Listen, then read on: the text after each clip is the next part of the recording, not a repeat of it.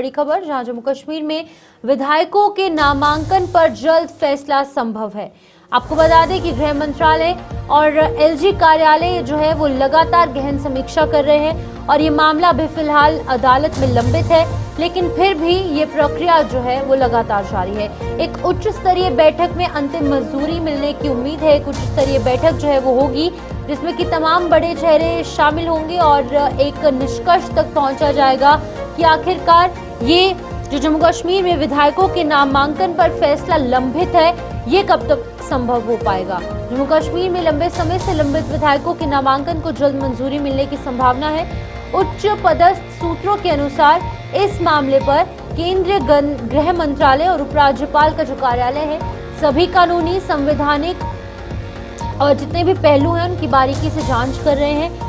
वहीं हालांकि ये मामला फिलहाल अदालत में विचाराधीन है, लेकिन इसके बावजूद नामांकन की प्रक्रिया रोकी नहीं गई है और विभिन्न स्तरों पर जो समीक्षा का कार्य है वो लगातार जारी है। सूत्रों का ये भी कहना है कि प्रस्तावित नामों पर उपराज्यपाल सचिवालय में आंतरिक चर्चा हो चुकी है, जिसके संकेत मिलते हैं कि प्रक्रिया अंतिम चरणों में पहुंच गई है। माना यह भी जा रहा है कि आगामी उच्च स्तरीय बैठक में इस मुद्दे पर अंतिम विचार विमर्श होगा, जिसके बाद मंजूरी दी जा सकती है।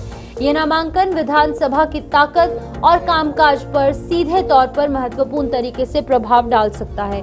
तो फिलहाल आपको बता दें कि ये जम्मू कश्मीर में 5 और विधायक जो है वो बहुत जल्द मिल सकते हैं, लेकिन अब इसकी प्रक्रिया कब तक समाप्त होगी, क्योंकि ये मामला जो है वो कोर्ट में लंबित पड़ा है पिछले कई महीनों से।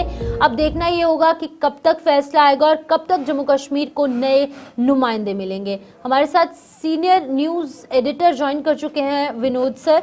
विनोद जी, आपसे जानना चाहूंगी कैसे देखते हैं आप इन तमाम चीज़ों को। ऑलरेडी 90 जो विधायक है वो जम्मू कश्मीर के पास है, अब 5 और ऐड ऑन हो जाएंगे, तो ये नंबर गेम कैसे सीधे तौर पर असर डालेगी जम्मू कश्मीर की जनता पर? वेल शिपन, सवाल यह है कि जब रीऑर्गेनाइजेशन हुआ था JNK का, तो उसमें ये था कि जब सरकार गठित होगी तो उसमें 5 MLAs को नॉमिनेट किया जाएगा, जिसमें 2 फीमेल्स रहेंगी और 2 कश्मीरी विस्थापित पंडित रहेंगे और 1 POJK से जो रिफ्यूजी यहाँ पर आए हुए हैं।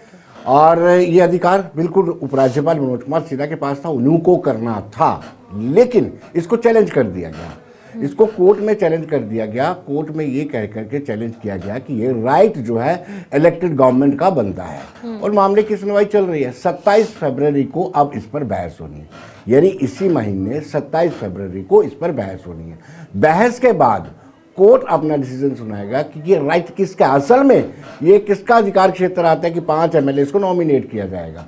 तो कोर्ट का फैसला आने के बाद, जैसे ही कोर्ट का फैसला आएगा तो 5 लोगों को बतौर MLA नॉमिनेट किया जाएगा।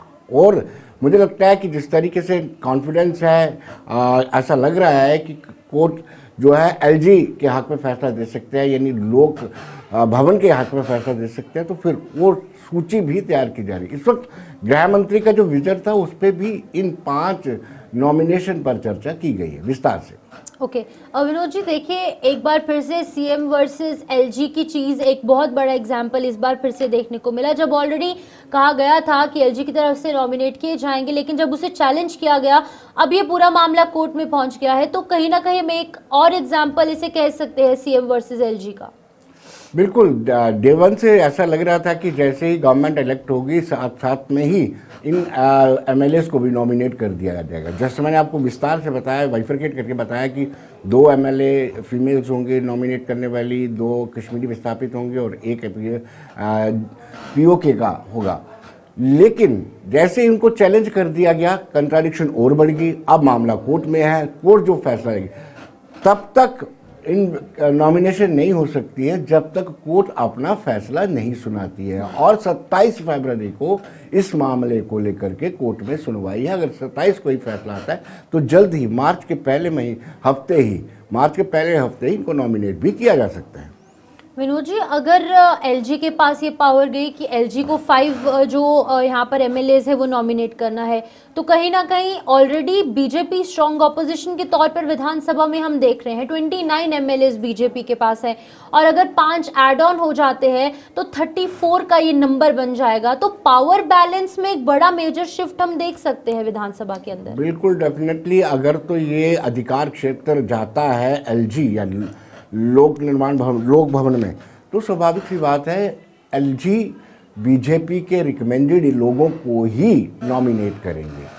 तो जैसे आपने कहा 29 + 5 34 बन जाएंगे, इनका संख्या बल थोड़ा सा बढ़ जाएगा, थोड़ा सा मजबूत हो जाएगा, और हो सकता है अपोजिशन और भी मजबूत हो जाए। अभी भी जो सत्र चल रहा है, आप देख रहे हैं कि किस तरीके से बीजेपी लगातार एक मजबूत अपोजिशन का रोल प्ले कर रही है, और बेटर डेमोक्रेसी के लिए, अच्छे लोकतंत्र के लिए अच्छा विपक्ष होना बड़ा लाजमी होता है।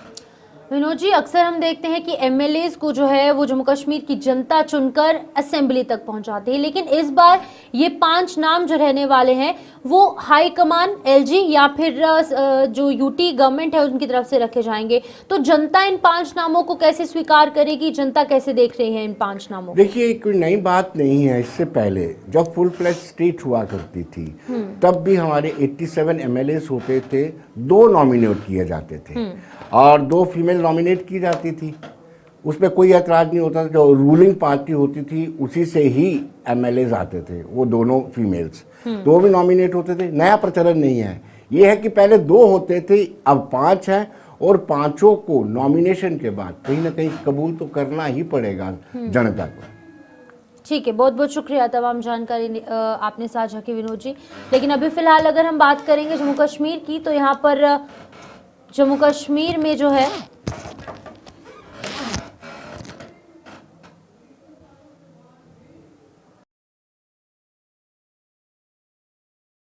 लगातार जम्मू कश्मीर के अंदर जो ये कवायदे हैं वो तेज हो गई हैं, और जल्द ही विधायकों के नामांकन पर जल्द फैसला संभव हो सकता है।